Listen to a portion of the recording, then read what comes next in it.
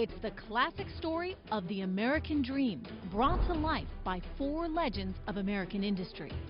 The factory worker who became CEO, the home brewer who took his beer national, the actor who transformed a TV network, and the ditch digger who started a retail giant.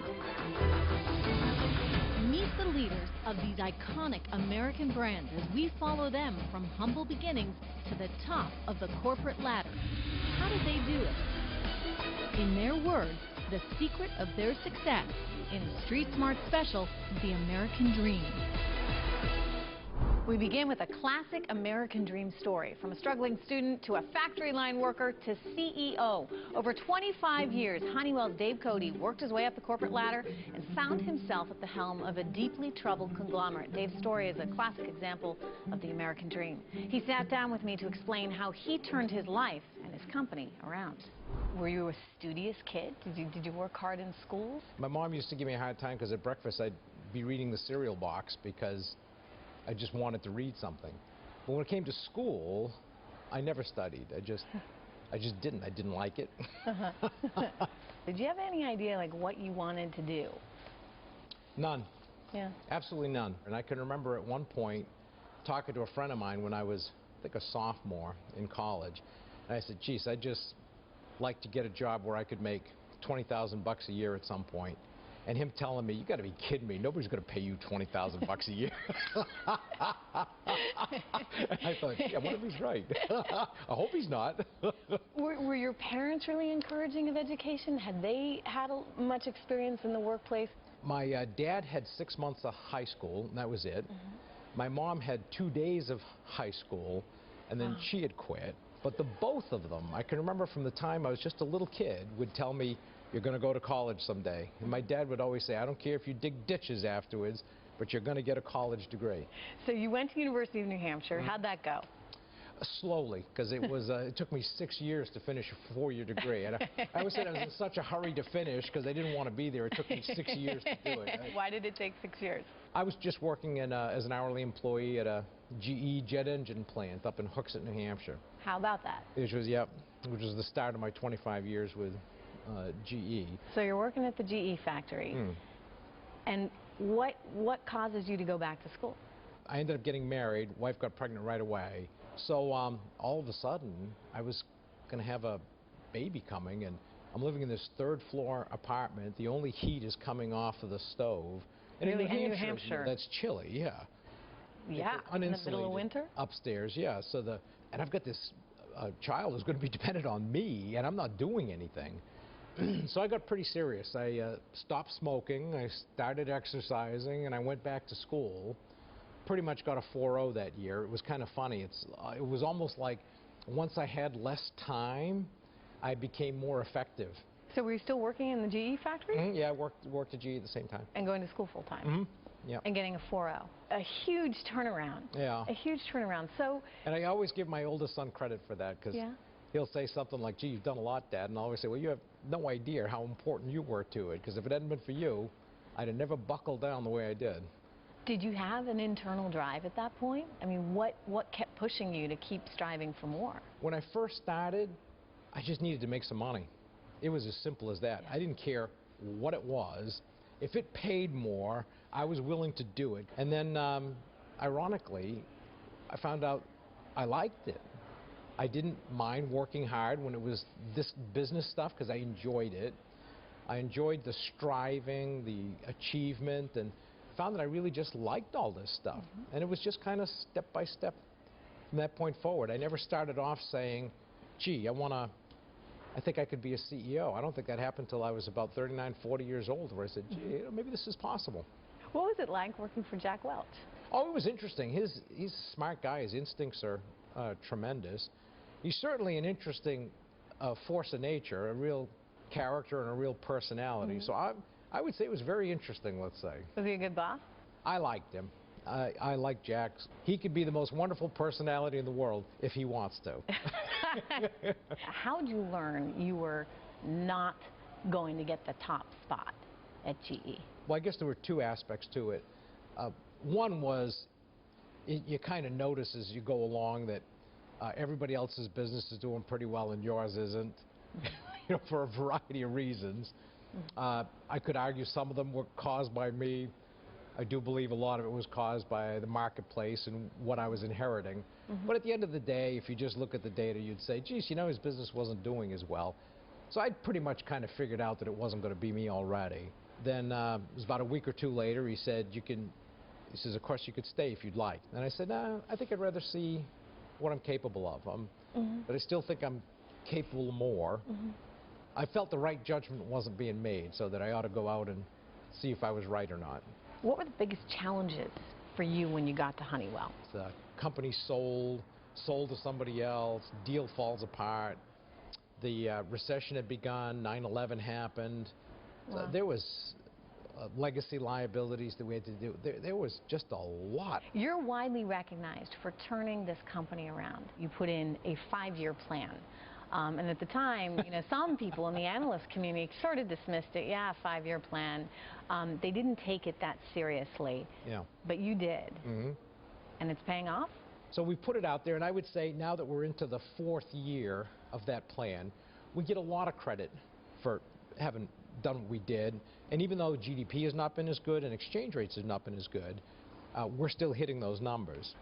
What are you most proud of? On the personal side, my 2 boys are just the greatest, and whatever difficulty I've ever had to deal with, I've always said, if they ever told me at the beginning, look, this is what your life's going to be, and a lot of this is going to be painful, but in the end you get these 2 boys, I would have said, I'll take that deal. And on the professional side, I always wanted to build something. So I'd say it's been really quite rewarding to be able to see what we've been able to do in Honeywell. Feels pretty darn good, especially when I can see what's coming. When we come back, Les Moonves, CEO of CBS, took his network to #1 this year. He tells me the secret of his success. I'm very competitive. I like to win. I work very hard. I never want to lose out on something because I didn't work hard enough for it. My next guest made it to the pinnacle of his industry this year. Les Moonves has been the CEO of CBS since 2006, but now, for the first time in 2 decades, his network won the ratings race both overall and in the key demographic. The former actor and theater producer told me how he rose to the top and how he propelled CBS to the front of the pack. Shareholders are very happy these days with you at CBS.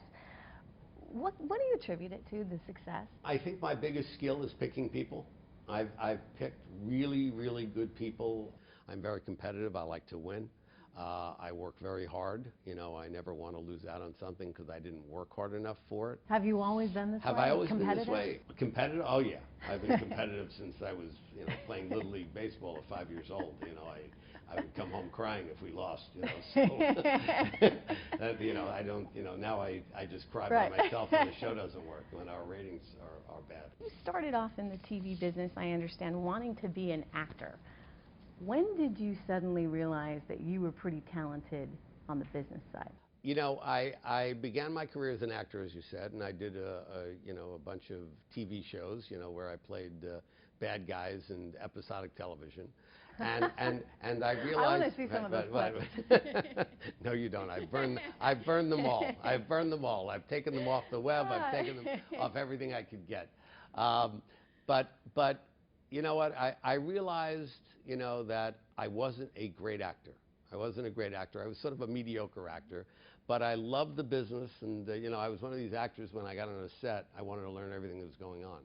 So slowly I realized I belonged on the other side of the camera, and I felt very fulfilled early on when I became a theater producer, and that was my first step out of acting, and then I became a TV executive and worked my way up. And the great news is all the training I had as an actor and all the experiences have helped me, because once again, I'm dealing with actors all the time. Sure. I'm casting pilots every year, and I love the process. I think I'm pretty good at picking actors. Our track record has been good about some of the actors we've picked, and it's all served me well.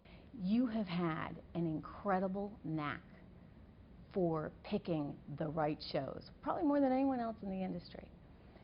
Give me a little primer on what it is that you do. Give me some insight into how do you know what's going to be successful. You know what? I think of myself as a pretty normal guy. I've never put on a show that I've hated. I think I've been able to appreciate different shows in different genres that are even targeted for different audiences. That's interesting because, you know, when you first came in and were running CBS, some in the Wall Street community thought, well, you know, this guy is a program picker. He's really talented at that. But can he run the whole business? I think the business side is something that came instinctively to me. I think the MBAs might not necessarily have the creative side, which gives me an advantage. You were one of the first network executives to introduce America to reality TV. You think about Survivor and the chance you took on that show back in 2000. You look around now at the reality TV industry, and some of it's faltering. American Idol, great example. What do you think's next? What's the next big genre? People ask me every year, what are you looking for? What's the next big thing? And I always tell them, I don't know. I'm looking for whatever is good, be it a comedy, be it a drama, be it a reality show. What's the next great thing? And you really can't describe it until you see it, you feel it, and then you put it on the air. You have fundamentally changed what CBS News really has been in the last year. Yes. You've shown a real commitment through your team to hard news, no fluff. Right. And you've seen some success in the ratings, some results. However, you're still third in the morning and at night. Are you ever going to get to be number one? You do a good product, you will grow. You will win eventually.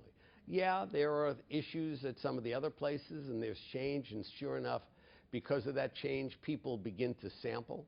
But when they sample, you got to give them a good product. They say, hey, I want to come back here. What's the future of broadcast amid all these other sources of content? Broadcast is still the best game in the world. You know, 20 million people watch NCIS every single week. It's still the big tent, ironically. So everybody talks about cable and cable programming.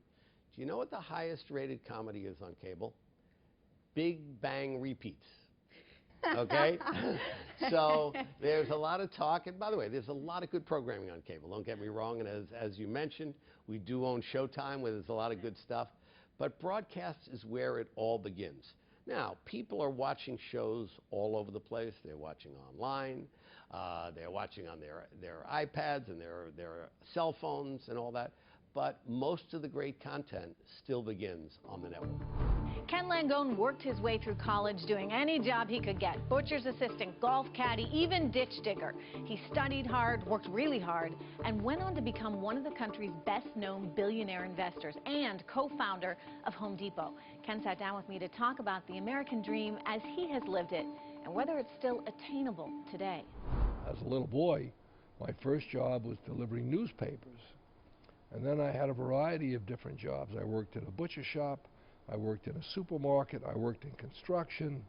You used to dig ditches, right? I dug ditches. I sure did. The Long Island Expressway? On the Long Island Expressway, when they were building the Long Island Expressway in 1954, 1955, and 1956. During my summers off from Bucknell, I was a day laborer. And they were building the section of the expressway from the city line to Shelter Rock Road. And so that was the way I was able to augment my needs for college. My parents did what they could do, but I still had to work to help because, you know, it was only $2,500 a year to go to Bucknell. Today it's $53,000 a year, goodness. which is kind of sad. Oh my goodness. Yeah. Does it ever frustrate you though then when you hear politicians talk about working folks versus, you know, the 1%, or people on Wall Street in such a negative way when, you know, you work hard now, you worked hard then, it's just part of what you do. Wait a minute, let me say this to you loud and clear. I am proudly part of the 1%. I worked like hell to become part of the 1%. I don't want anything back for what I'm about to say, but it also happened. By my virtue of getting into the 1%, we brought 330,000 people along with us. Home Depot to great paying jobs, to wonderful bright careers, to futures, and I was once part of the 99%. When you look at the economy today and you think about all that you've been able to accomplish, do you think it's harder today for young people? Do you think that the policies such as they stand now make it more difficult to achieve the American dream of prosperity? Is I wish I was their age, because the opportunities that are out there now are as good as they were as I've ever seen them in all my life.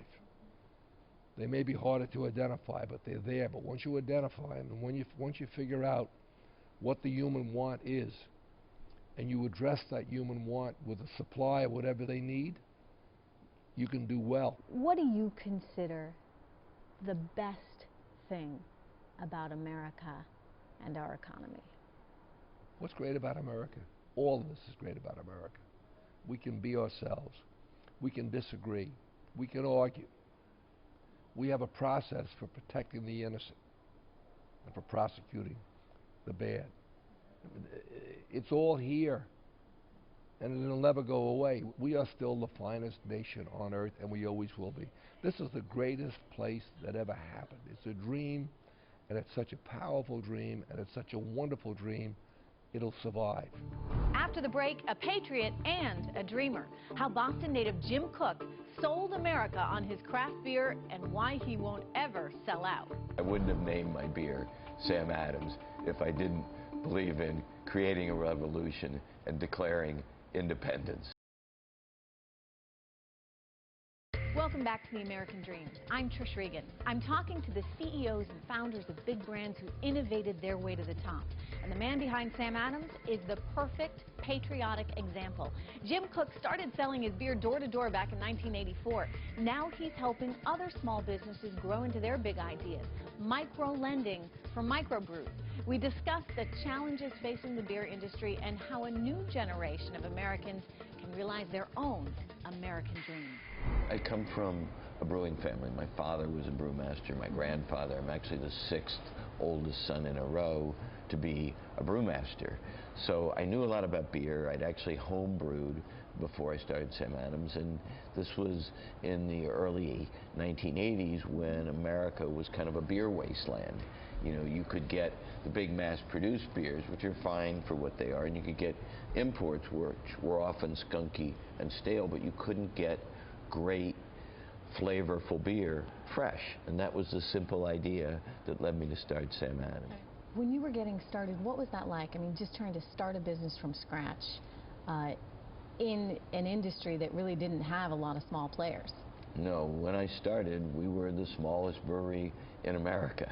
Nobody wanted my beer. People didn't understand, how can you make great beer here in the United States? And so I had to educate people. I couldn't get a distributor. I had to sell my beer from bar to bar out of my briefcase and deliver it out of my station wagon. So you just went bar to bar and tried to get, you know, just people walk interested down in the street with cold beer in my briefcase, trying to get people. Well, you must have been popular, right? Yeah, people thought I was a little crazy. How did it start to take off? Well, it's been almost 30 years, and even to this day, you know, Sam Adams has made a big impact, but we're still only 1% of the U.S. beer market. So we're still, you know, we've gone from being infinitesimal to being small, and I'm proud of being small, but that's all we are at this point. So what is Brewing the American Dream? The Sam Adams Brewing the American Dream program is something that we created 5 years ago. It is our philanthropic effort, and we've tried to bring the same innovation and entrepreneurship to our social mission that we bring to the rest of our business. So we created a program that has two key elements. One is micro-lending to small businesses in food, beverage, and hospitality, the market that we know. And the other part that is equally important is coaching and counseling. When you look at the environment we're in right now, with the economy, with the political gridlock in Washington, do you think it's more challenging for small businesses today than it was, say, nearly 30 years ago when you got started? You know, I think it's always challenging for a small business. In bad times and in good times, small businesses are basically shut out of the loan market. This year, we're going to make over $1 million worth of loans. Second, we're engaging our drinkers in supporting the program. Now, till the end of May, in bars and restaurants all over the country that are participating, the Boston Beer Company is going to contribute 5 cents for every pint of Sam Adams raised in those bars. And then third, we're beefing up our speed coaching sessions to include what we call a pitch room, which is real-time sales training for the entrepreneurs. Yeah, so doing your part, I guess, to keep the American dream alive and well. Yeah, because I've been very fortunate. You know, I started in my kitchen with a dream, and hopefully will help the next Sam Adams. Yeah. Let's talk a little bit about the beer market overall right now. You've got some major players. There's a beer merger in the works between Bud, Modelo, Constellation Brands, just the latest in this series of deals we've seen within the industry. So lots of consolidation going on. Are you worried at all that Sam Adams gets edged out? Well, the beer business is getting bigger and more global. I mean, today, 90% of the beer made in the United States is made by just 2 enormous global companies, SAB-Miller-Coors and ABI InBev. Incredible, I mean, they right? literally spill more beer than I make all year. And to me, that's to our advantage because, you know, we can make very special beers. You know, we don't have to appeal to the mass market. I make beer for the 5 or 10% of the market that wants something really flavorful and special. And that's my niche. And I'm never going to compete with the big guys. They do what they do extremely well. Would one of the big guys want to acquire you to get that niche market? Well, luckily, while we're a public company, I have all the voting shares. And I think we have a great future. I think we can continue to grow. And frankly, I love my work. So staying on your own then? Yeah, I love the idea of being independent. I wouldn't have named my beer Sam Adams if I didn't believe in creating a revolution and declaring independence. So what's next for you and for the company? To me, there's lots of great beers out there that have never been made. I mean, a brewer is like a chef. I get to create new beers, bring in new ingredients, new brewing processes, and today, the United States has become the center of innovation in the entire world. We get German brewers who come to our brewery every month and want to know, you know, how is Sam Adams doing this? How are you creating a beer culture? How are you getting young people excited about beer again? Because in the old world, the beer culture is dying. The center of gravity of creativity has moved to craft brewers like Sam Adams. We're doing the cool things in beer. Jim Koch, thank you so much for being here today. It's nice having a beer with you. Cheers. Cheers. The theme that unites all the people you've heard from in the last 30 minutes is that they were able to achieve their goals by having a vision, working hard, and by being willing to take risks. Their ability to push ahead through all kinds of challenges is inspiring and shows the American dream is alive and well. I'm Trish Regan. Thanks so much for watching.